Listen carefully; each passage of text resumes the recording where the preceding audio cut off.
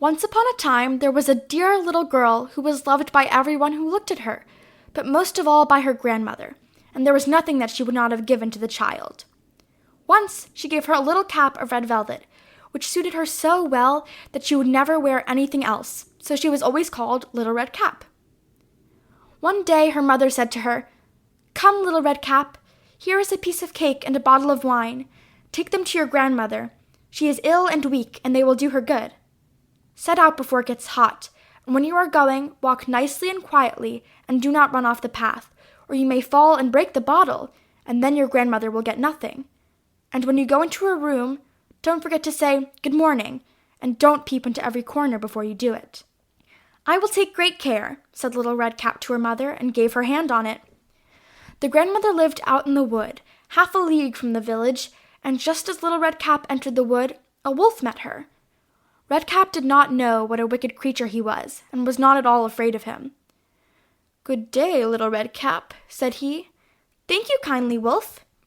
"Whither away so early, Little Red Cap?" "To my grandmother's." "What have you got in your apron?" "Cake and wine. Yesterday was baking day, so poor sick grandmother is to have something good, to make her stronger." "Where does your grandmother live, Little Red Cap?" "A good quarter of a league farther on in the wood. Her house stands under the 3 large oak trees. The nut trees are just below." "You surely must know it," replied Little Red Cap. The wolf thought to himself, "What a tender young creature! What a nice plump mouthful! She will be better to eat than the old woman. I must act craftily so as to catch both." So he walked for a short time by the side of Little Red Cap, and then he said, "See, Little Red Cap, how pretty the flowers are about here. Why do you not look round? I believe, too, that you do not hear how sweetly the little birds are singing. You walk gravely along as if you were going to school, while everything else out here in the wood is merry." Little Red Cap raised her eyes, and when she saw the sunbeams dancing here and there through the trees, and pretty flowers growing everywhere, she thought, "Suppose I take grandmother a fresh nosegay. That would please her too. It is so early in the day that I shall still get there in time." And so she ran from the path into the wood to look for flowers. And whenever she had picked one, she fancied that she saw a still prettier one farther on, and ran after it, and so got deeper and deeper into the wood. Meanwhile, the wolf ran straight to the grandmother's house and knocked at the door. "Who's there?" "Little Red Cap," replied the wolf.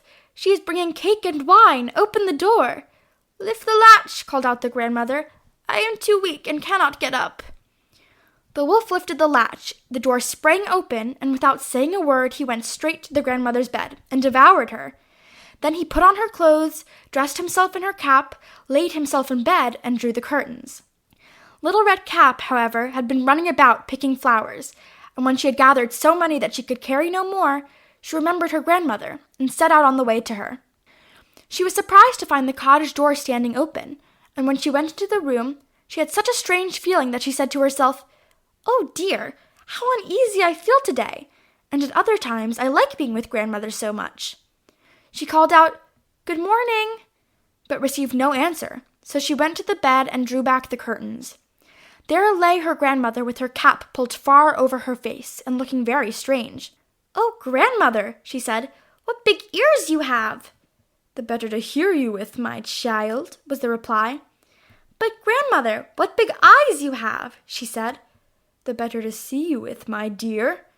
"But grandmother, what large hands you have!" "The better to hug you with." "Oh, but grandmother, what a terrible big mouth you have!" "The better to eat you with."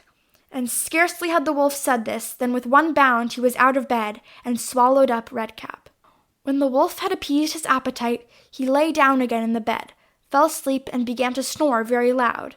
The huntsman was just passing the house and thought to himself, "How the old woman is snoring! I must just see if she wants anything." So he went into the room, and when he came to the bed, he saw that the wolf was lying in it. "Do I find you here, you old sinner?" said he. "I have long sought you." Then, just as he was going to fire at him, it occurred to him that the wolf might have devoured the grandmother, and that she might still be saved. So he did not fire, but took a pair of scissors and began to cut open the stomach of the sleeping wolf.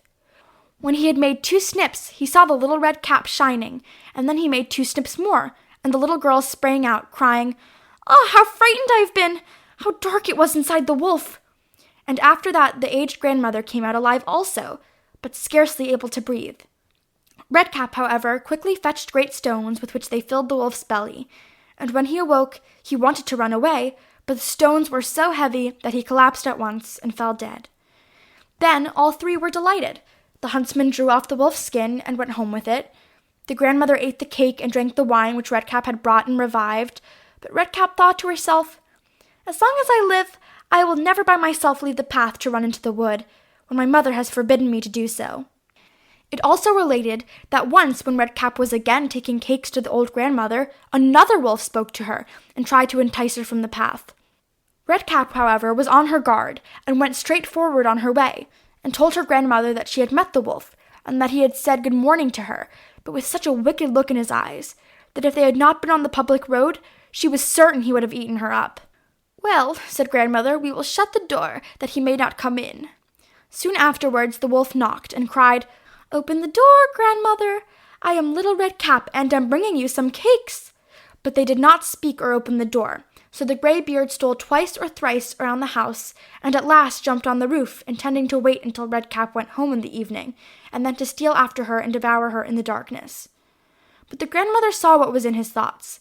In front of the house was a great stone trough, so she said to the child, "Take the pail, Redcap. I made some sausages yesterday, so carry the water in which I boiled them to the trough." Redcap carried until the great trough was quite full. Then the smell of the sausages reached the wolf, and he sniffed and peeped down, and at last stretched out his neck so far that he could no longer keep his footing and began to slip, and slipped down from the roof straight into the great trough, and was drowned. But Redcap went joyously home, and no one ever did anything to harm her again. End of Little Red Cap by the Brothers Grimm.